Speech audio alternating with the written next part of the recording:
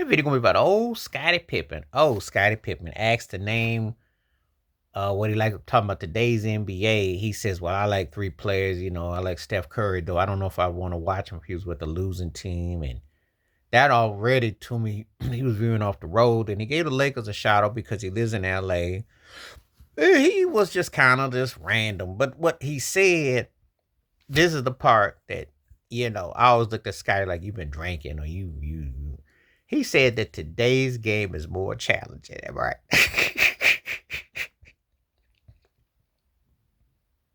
Now, much respect that his son, Scottie Pippen Jr., who's playing for the Memphis Grizzlies, and he do belong, unlike some people's sons and some people that play in the NBA. I ain't gonna say no names.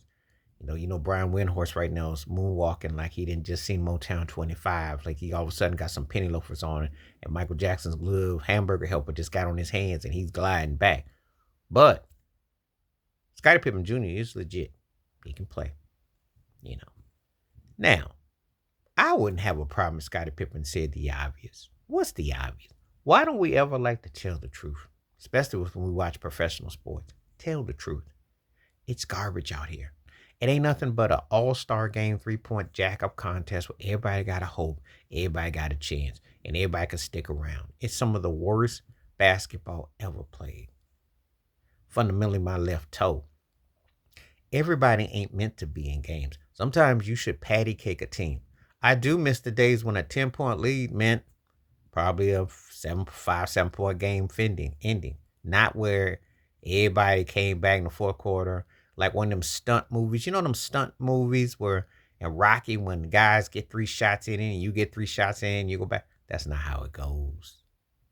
That's not how it's supposed to go. Scottie Pippen is an all-time great basketball player, though I got him somewhere in the 35 to 47 range because I told you before, 2000, if he beats Shaq at his apex with Phil Jackson and a young Kobe with a 67-win team with Glenn Rice and them and goes and beats Reggie Miller and Larry Bird coach team, he'd have 7 rings. We wouldn't have him no less than 4th or 5th all time in the discussions. Instead, he sits comfortably in the 34 to 47 range. I would debate anybody about that. Before you come at me with his versatility, I'll give you all that and what he did. But not being a leader, not being effective, and blowing a 15-point lead in LA is what I hold against him more than anything. Because the dynamics that, now had he lost to the Pacers, I'd probably have him probably in the 25-6 range. Because then it would have been a heck of a statement just to beat Shaq when Shaq was out this world and Phil on a 67-win team and come out the West. Just to be a runner-up, I'd have you'd only fall like 20 spots as opposed to 30 to 40 because that's how big that choke job was in LA in 2000. And that's what I hold against him when he talks about his place and ranking because that would have been a heck of a statement. But anyway, we didn't get that, so we don't do that unless somebody wants to create a fantasy. However, to hear him sit there and say, well, it's more challenging. Challenging how? Everybody jacks up threes. It's like the Oprah card giveaway. You get a 3, you get a 3, you get a 3. That's how you play ball today.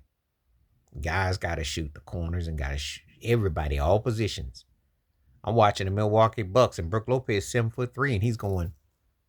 And it wasn't the norm back in the day. You didn't see no big throwing up fingers. Now that's what they do.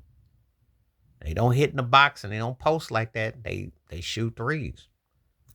But anyway, it's comical because he don't really care.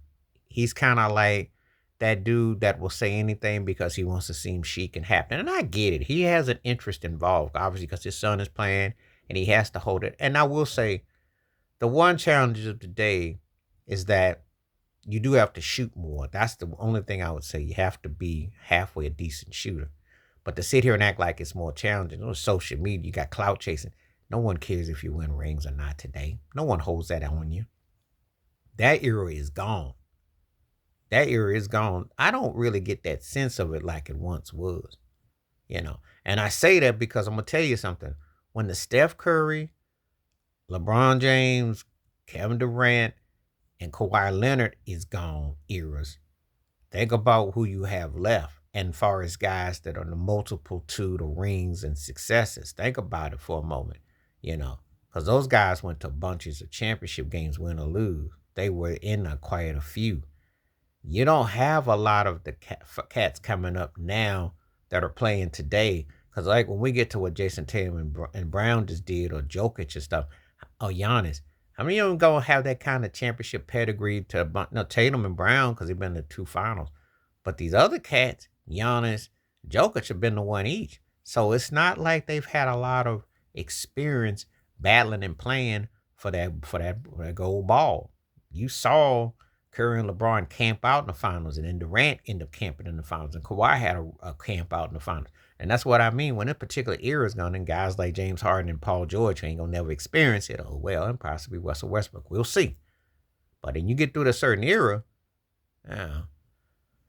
But anyway, Scotty, he been drinking. He had a good time. He cracked me up what he said. You tell me what you think. Please like, subscribe, welcome thoughts, comments, and I do respond. Thank you. Wash your hands. Keep your mind clear. Watch out for another shitter. If you like, hit that membership. Stay safe, stay blessed, stay woke, stay free. I'm out.